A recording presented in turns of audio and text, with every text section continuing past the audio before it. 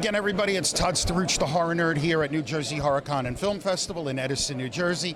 It's day 2 of the convention. I have been having a blast all weekend. My dad once said to me, son, you get to hang out with some of the coolest people. And he is 100% right. The word legend gets thrown around a lot sometimes, but I do have the pleasure of standing here with a movie-making legend as far as I'm concerned.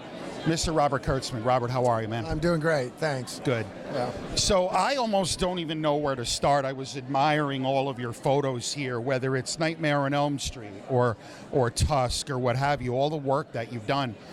How did it all start? Like, how did you even decide, hey, I think I want to go into the movie business?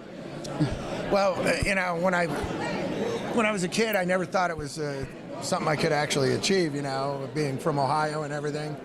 But I was always into art. My mother was an artist and nurtured that. And I was always gravitating toward monsters. So I was always drawing monsters and barbarians and Conan and shit like that, you know. Grew up on late night horror host shows. Oh, you know, 100%. So, Chiller Theater, exactly. right? Well, I had Big Chuck and Little John and, you know, the Ghoul and Ghoulardi and right? stuff. Very cool. I was always just gravitated toward horror and fantasy and sci-fi and I was always dabbling in, you know, drawing and painting and sculpting, and so I went to art school for a year after high school, and then I dropped out and decided I want to do this. You know, I want to make monsters for a living, and so I just moved to LA and started doing that. Awesome. And that was it. You know, and then, you know, I always wanted to be a filmmaker as well, but I had no idea how to break into the business, and how I broke in was through my art doing creature effects. So, Sure. Yeah. Sure. So let's talk about Freddy Krueger, right?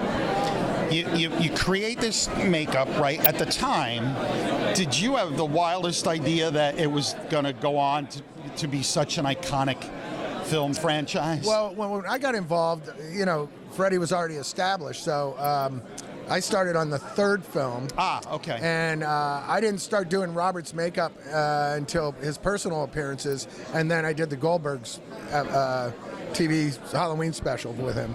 But prior to that, there was always like 3 or 4 effects crews on a Nightmare on Elm Street movie. So, you know, it's either Dave Miller or Kevin Yeager handling Robert's makeup, and then there was all the other effects companies handling various transformations or the other effects that were in the show.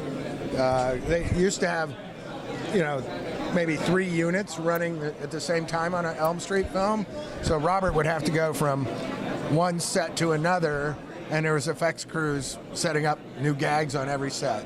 So like, I ended up we worked on 3 was my first one, Dream Warriors.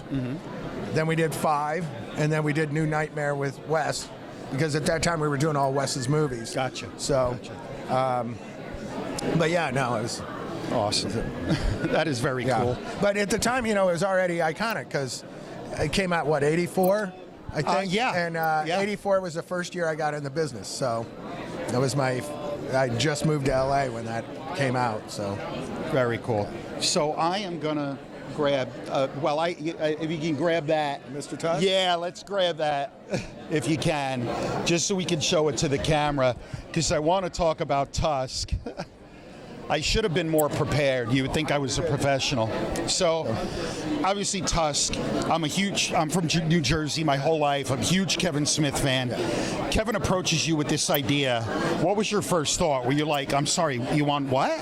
Pretty much. It was like, you know, there's several movies I've done over the years that I got the script and went, I have to be involved with this because nobody's ever making anything like it before, and nobody will. Again, you know, it's kind of a one-of-a-kind idea, and that was this one. So, nuts, man.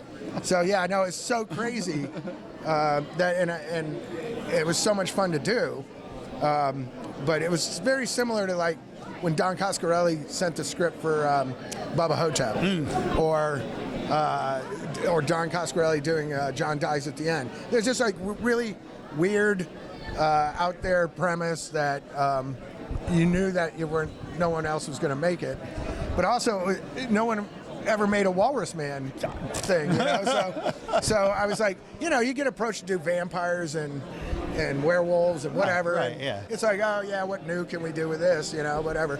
But this was just so original that it instantly I had to be involved. So awesome. Like, I remember seeing Tusk with friends in the theater when it came out, and like I told you earlier before we shot this, and the cameras rolled, we all just sat there quiet for a minute, like, what did we just watch? Yeah. And then I was like, that was awesome. Like, I just love that movie.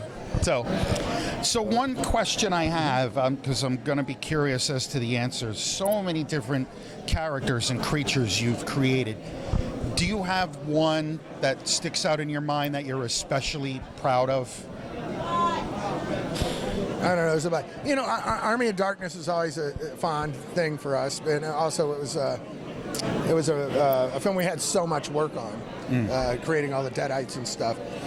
But like From Dusk Till Dawn, there's a lot of stuff in that I really love. I think the rat is my favorite thing in the film when Tom Savini turns into the rat. Oh, love it! So love it. And mainly because it was a giant, cool animatronic puppet, you know, that we were able to build. But you know, and I'm partial to Wishmaster, but that's because I directed it. But, Yes. You know,